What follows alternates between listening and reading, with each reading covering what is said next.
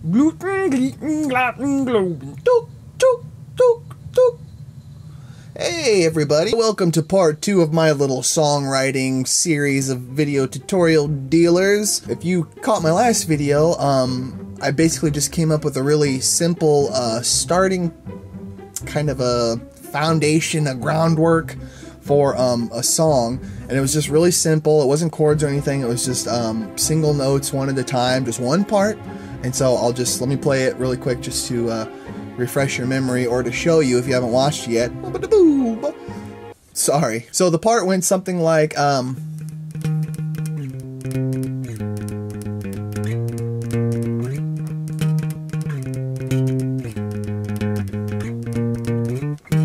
okay, so that's the part I came up with.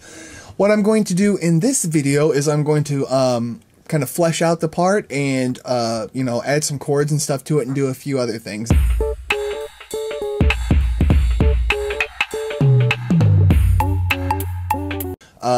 When you're dealing with chords, it's really easy to get crazy into music theory and stuff like that, and the whole point here is that you don't have to know music theory to be able to write a song, but it certainly helps. So any of you out there who are, you know, got your chords down and know what you're doing and stuff, you know, good to go, great, that's delicious. But people who don't know chords or know anything other than just sitting down and being able to pluck out notes, I'm going to show you a quick little, not a secret, it's like the most well-known thing ever, power chords. Power chords, I'm sure you've heard that before. You know, you might have some like pretentious music friends. Margaret, that band only uses power chords. Oh! Which to me is just stupid, because it doesn't matter what tool you use as long as you're getting the job done, you know. And a power chord is just another tool and when it comes to writing and recording and music. I'm going to show you what a power chord is really quick. So a power chord is just say you got your root note, okay? So in my part, there's several root notes, you know. There's this one, and there's this one, and then there's this one,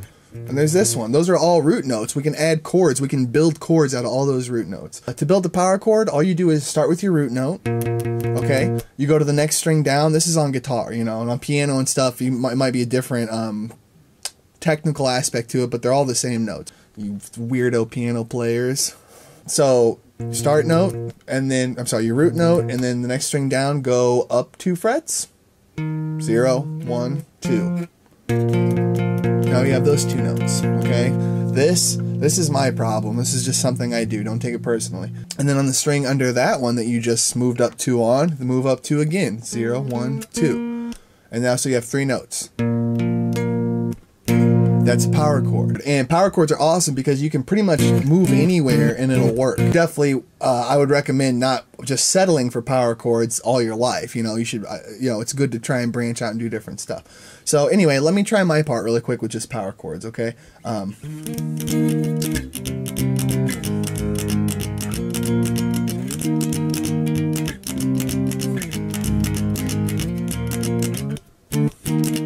That's okay. That's not bad. But it's a little too... I hate like using adjectives to describe music. It's so lame. Powerful, texture, apprehensive, blah, blah, blah, you know. Bleh. I hate doing that. I want it to be a little more bittersweet and not like powerful, you know. So power chords for me, unfortunately, in this situation, in this riff, are not going to work. I'm going to have to go a little deeper. And even if you don't know theory, you can go a little deeper too. You just have to play it note by note, one at a time. You know, a chord is 3 notes at the same time, 3 or more notes at the same time, okay? And there's no reason why you can't sit there and pick through each note in a chord. So I'm going to make this chord.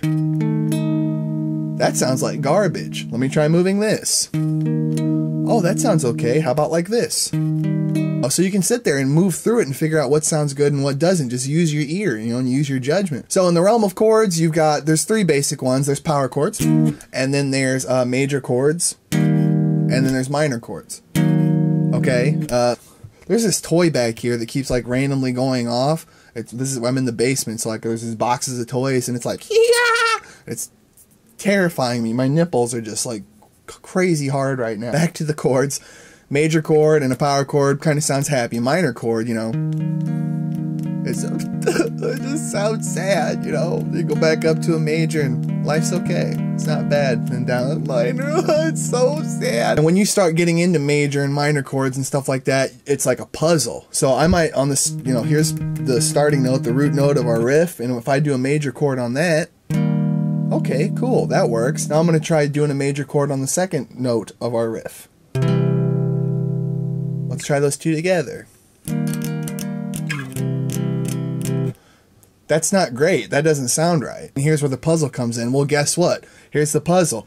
This first note, which is a D sharp, by the way, just to let you know, this note right here is a D sharp. This D sharp major chord works fine. When I go down to this note, guess what? I have to switch it up to a minor, because that's, in theory, that's the next, I'm not going to get into it, but it sounds the best to your ear, okay? So, listen to this. You see, and that works. So when you get into more complicated chords, you'll start having to like solve puzzles like that. Like, why does this one sound funny and this one doesn't? Okay, but when I go up here, this should be that and that should be, and I love that stuff. I love trying to figure out, you know, figure out the puzzle to where everything sounds good together. The chord I'm going to be using for my song, I love seventh chords. Okay, and if you don't know what seventh chords are, go check it out because they're awesome. Major sevenths, minor sevenths, they're just, I love them. They're great. Here's the chords I came up with for my riff. The first note I have, the second note I have, the third note I have, and then the fourth note I have. Okay, and you hear that note right there? It's a little off, it's a little sour. I'm doing that because I love building, I'm big, I like tension. I like tension and setting up tension, and you want it to resolve. So what do you want this to resolve to? Back into that. So that's just me. That's my personal taste. All right. So now I've picked some chords for my, right? And now I want to dabble a little bit of instrumentation. You know, this is a guitar. You know, I don't need to just do this. It's a guitar. It's its own instrument, it has its own styles, and can, you know, you can pick one string at a time or two at a time or all six at a time, you know. So if the guitar is one of the major instruments in this song, the guitar and the vocals, okay? So it's in the forefront, and I want to make sure I do it justice. So with this riff, instead of just doing this, I'm going to break it up a little bit. I'm going to go one string, another string, all three strings. Now listen when I play this. Whoops, I messed that one up. Watch when I apply that feel all throughout the part with my new chords I came up with.